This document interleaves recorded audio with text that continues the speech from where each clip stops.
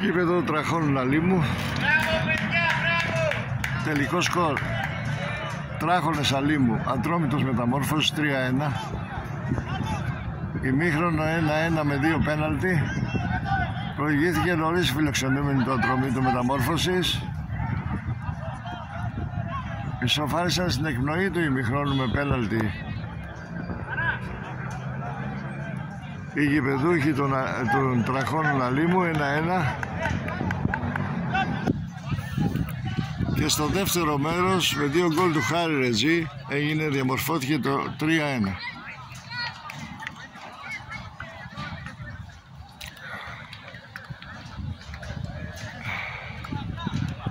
Αποχωρούν οι ομάδες από το γήπεδο.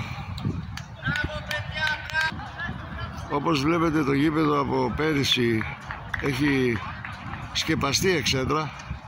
Πολύ καλό για την περιοχή και το ποδόσφαιρο και τον αθλητισμό αυτής. Αποχωρούν οι παίκτες.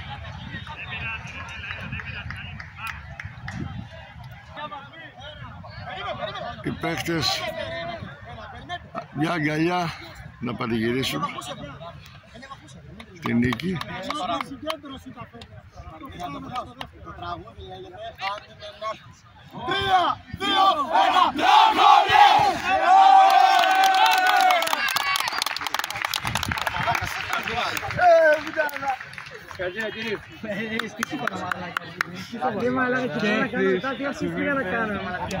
Αποχωρούν οι παίκτες.